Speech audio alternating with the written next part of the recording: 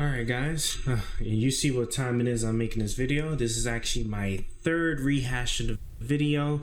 It was quite an epic journey. 22 hours in and we finally have it right where we can make it super simple for you guys to get it all set up. So first, what are we doing? We're not going to waste any time. So boom, right?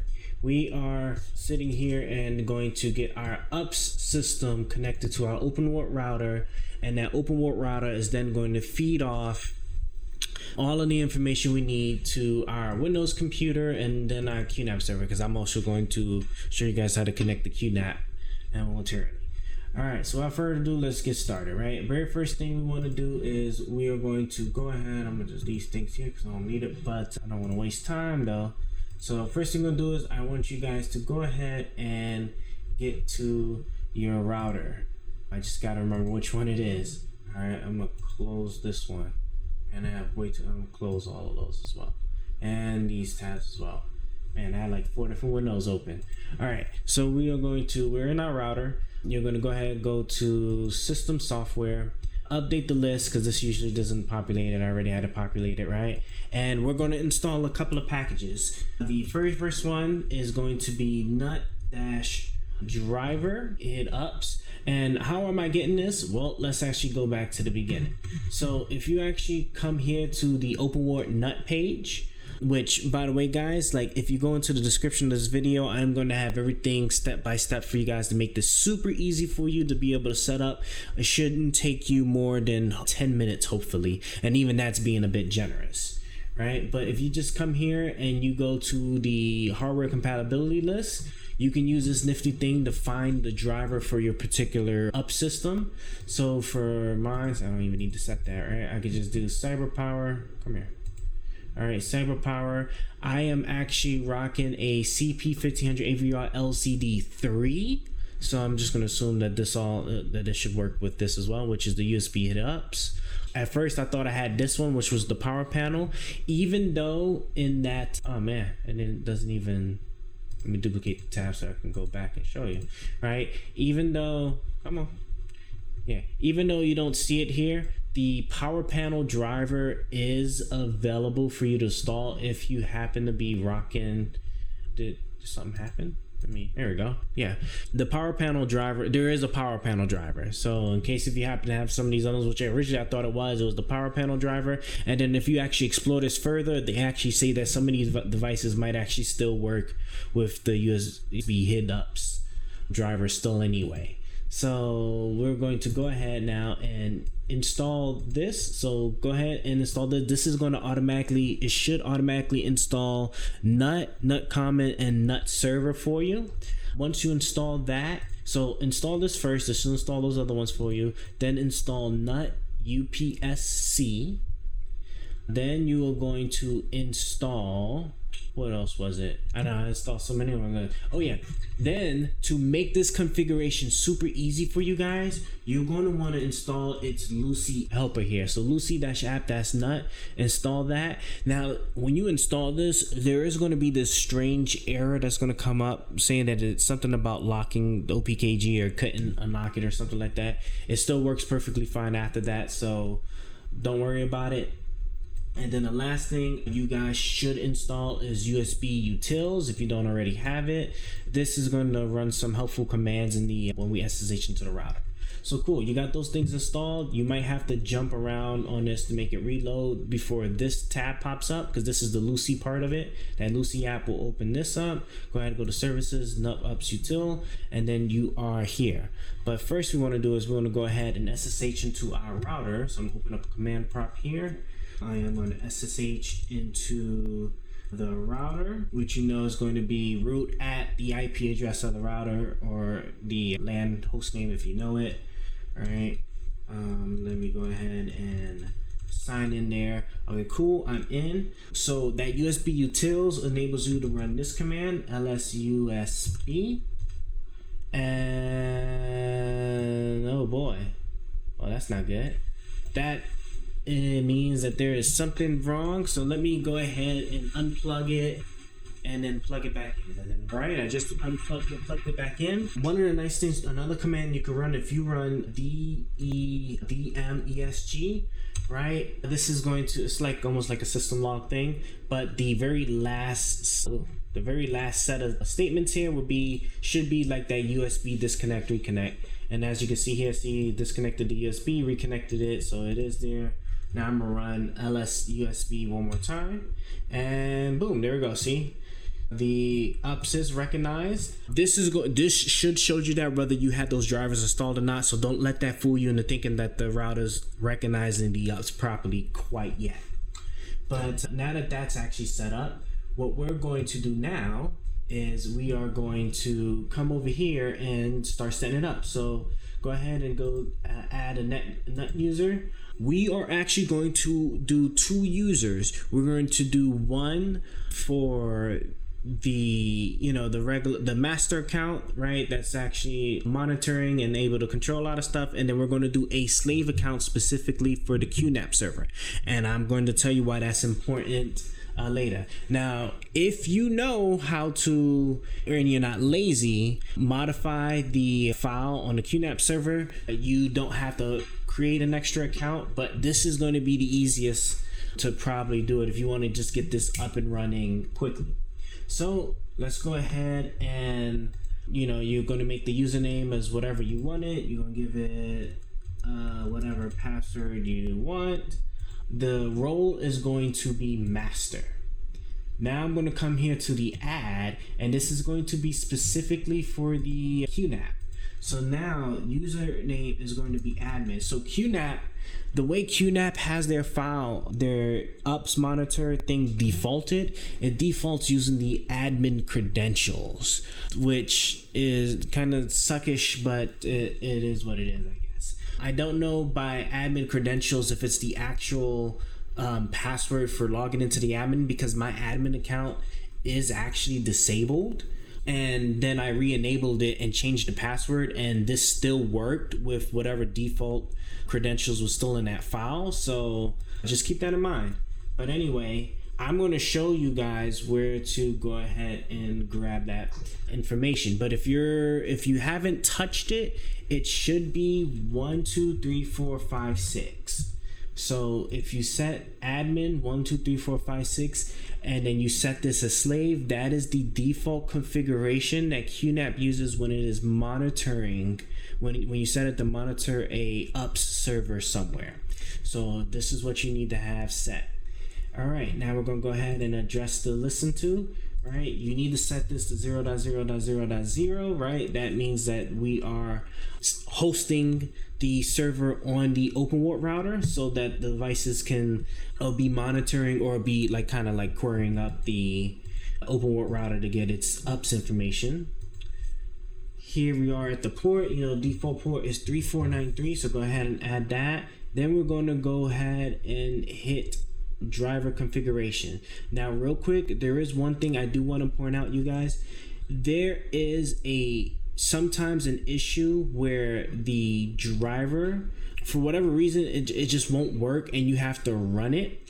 If you do have to run it, you are going to likely be running it as root, and you can't run it as the nut user without actually jumping through hoops to get some configuration. So then in that point, it's just much easier for you to just add a server global setting where you can hit run as user, and then you hit run as user and you set that to root. I'm sure that's probably frowned upon, but that was the only way I was able to circumvent that when that issue was happening to me, which I'm going to show you in the command prompt or the console, like what that sort of kind of looked like. But anyway, going back to driver configuration, we are going to go ahead now, give this a name. Now, I would have told you can name this whatever you want. However, if we want this to work with the QNAP server, QNAP defaults with the name QNAP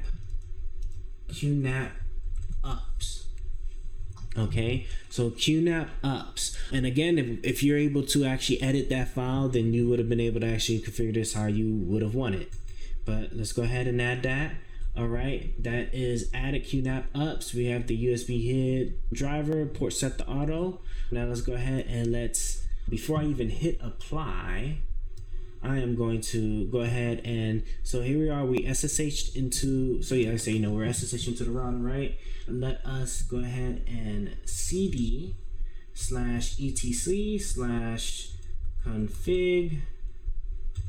All right, and so after we cd into that config file, go ahead and hit ls, right? We can see the nut server is there. So let me go ahead and cat nut, right? And you see that we get nothing. So go ahead and hit save and apply. That is almost instant. So if I just go ahead and cat nut server again, and then boom, right? All of the information is in there and it's looking good. Okay, so now at this point we will go ahead and switch over to Windows client, but I'm gonna go ahead and just show you guys what I was kind of talking about. So if I hit this command ps with the tall thing, I don't even know what this is called, but then I say grep nut. What this does, ps shows you all of the running processes on the Openwrt router, and then if you hit that special straight slash, it's above the /, just hold the shift button, right? Hit grep nut is only going to show you the processes that have nut in its name. Hit that and you're going to see that nothing is actually working. You're going to now need to go ahead and restart the router, so reboot, right? Because this is what you're going to need to do after you had installed all of those tools anyway. So let's go ahead and reboot. It's going to close our connection. While I'm waiting for it to restart, now what I want you guys to do is you should already have, if you're following in my description video, the description of the video, excuse me, right? You should have already installed the WinNut client. So let me open it up. Whoa, where'd it go? I don't see it. There it is. All right, you should have already installed Windows Nut Client. So Google Windows Nut Client. Usually the first link here, go Windows WinNut Client. Go here, go to releases, click on that.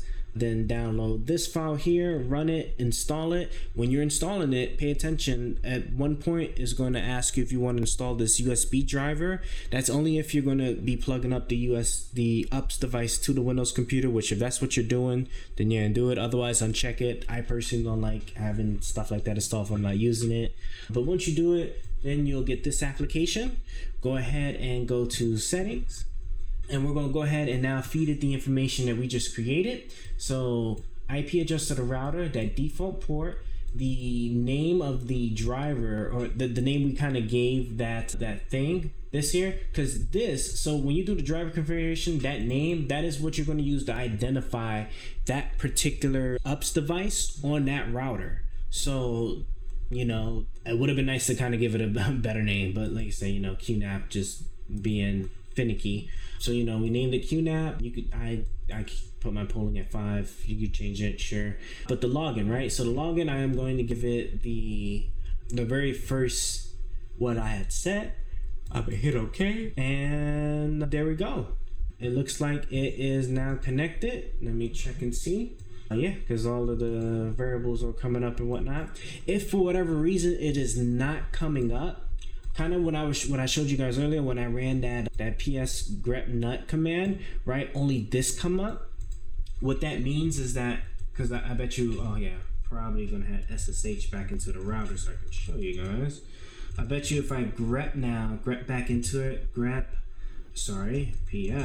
colon or // grep nut, you see that now like the actual other stuff is running. If it's not running, you can do service net server restart, and that should get it up and running. It's supposed to be automatic. For a reason, it just wasn't up at that point in time. You can just hit restart and that should get it up.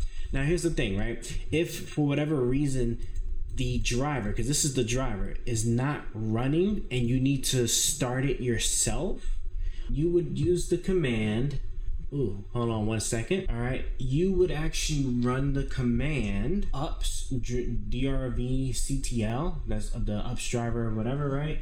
And you would actually then do you might not have to do the -u root, because I think that is going to be automatic since you already signed into the root, but I think I had to do that in order to like get it to do that. Root start, and this should force start the driver. And if for whatever reason it gives you some error or something's wrong, because if there was something already running, you need to kill whatever was already running. So another command you would do to do that, right, is you would kill, and then, you know, because after you ran this, these numbers, that is how you identify these processes. So you would just hit kill, and then you would then feed it the process number 2360, and then I will go ahead and 2361, hit enter, right? That would kill it. If for whatever reason, like you do that and you run this command again, you still see the processes there. If you do kill -9, -9, and then whatever the process numbers are, then that would forcibly kill it, like more ungracefully, as it says. But anyway, yeah, so like I said, once we did that, right, you saw that it is connected and it is good to go. What I'm going to do now is I am going to unplug the up system just to really make sure that it's doing right. So the moment I unplug this should turn yellow, and then the ups on battery should be on green. So let's go ahead and unplug it. All right, as you guys saw, and of course, because like I have one monitor on the thing and one monitor not, just to be conservative with how my power is being saved. So that's why that kind of happened. But excuse me, you might have saw that this kind of went yellow and then this went green. So yeah, that is working, and it is working as expected. So now let's go ahead and let's jump to the QNAP server. So where am I? All right, let me pull you back over here. All right, so now we're jumping to the QNAP server. Sign into your QNAP server, right? Go into the control panel. Like I said, if you sign in and you use the admin account, then you're probably able to edit those files, and the files I'm about to show you ahead of time. So then you can probably kind of streamline what we just did a little bit. Me, I keep the admin account on the QNAP server disabled, just as like, you know, one of those sort of kind of like extra safety measures, and run a different account, right, that happens to have admin. Then if you want to be super safe and super smart with it, then you would have another account for like a regular user to just do the regular stuff, right? You should really only be using the admin stuff only when you need to do admin related stuff. It shouldn't be your regular go-to account, people that use Windows, so like me. So now let's go ahead and system control panel, go into the external device, right? And here we go, right? External device, we're in the up section here. If we had the up system connected directly to the QNAP server, you could use this, and you could probably then turn it into the master, and then probably send the, you know, the status to the other devices on the network. We're using the Openwrt router, so we're going to go ahead and go to network upslave. We're going to go ahead and give it the IP address, right? Once you give it the IP address and hit apply, the ups information should just come up. It's because I already had it set up, but that's why this was already up here. Now, how was I able to actually figure that kind of stuff out? For my people that are more adept than me, if you SSH into your QNAP server, so let me go ahead and SSH into it real quick. All right, I SSH into the QNAP server. So now if you go ahead and CD into, you guessed it, /etc/config, right? That is it, right? Yeah, I believe so. /ups, cool, that did work. And in ls, this is where the ups configuration files are on the QNAP server. Upsmon is what you're going to want to actually edit in order to change up the information in it to match what you have on your Openwrt server, if you wanted to like make it use the first user that we had created. Like I said, I don't have the admin account enabled, and I guess QNAP, upon creation of its existence, when it makes these files, or at least like, yeah, when these files come into existence here, if I do ls-l, they're owned by the admin account. So at least as far as I understand, I can't edit it. I tried to do like some chown, and chmod, and it told me it wasn't allowed. So yeah. So like I said, and I'm sure people that are like much more experienced with Linux and stuff, y'all probably know what to do, right? Just edit that upsmon config file if you want to like kind of change it to use it. Otherwise, the default that is in there is going to be admin, that password we already discussed before, and then is looking for something called QNAP ups, right? Since we already did that ahead of time, it is it's now up and running. And that, ladies and gentlemen, is how you get your CyberPower AVR. What is this thing called? Let me what I have here. All right, that is how. All right, guys, and that is how you get your CyberPower CP1500 AVR LCD, and then my particular model is the 3, connected to the Openwrt router, with Openwrt actually recognizing it, and then setting it up and getting the QNAP server to also recognize it. Upsmon, you can, if you need to do like further configurations for the WinNut client, I don't know if you kind of saw it, but when you go into settings, if you come over here to miscellaneous, you probably want to check these so you don't accidentally close it. But shutdown options, right, you can dictate kind of like how it does it, right? And then on the QNAP server, it's the only, as you saw, right, there ain't nothing here for you to really mess with. Maybe just like these two things, but if you want to do like extra stuff, it's going to have to be that file, that upsmon file on the QNAP server, which you're going to need to be able to actually edit that. So that is all there is to this, guys. Thank you all for watching us get this all set up, and I'm gonna be monitoring the comment section for anybody that might need some help, because like I said, it was quite a monster to get this particular up system up and working on this particular Openwrt router. Because I don't know if you guys noticed, but I am rocking, like I said, this Dynalink DL-WRX, which right now is only in snapshot support. So I couldn't tell if like all the struggle I was dealing with was just because I have a build, or if it was just the that struggle with trying to get this stuff to work. So that's all I got, guys. You can go ahead and take care, and please leave a comment in the video if you need some help. I'll try to do what I can to help you out. And please subscribe and like the video, and I'll be posting more content soon. Later.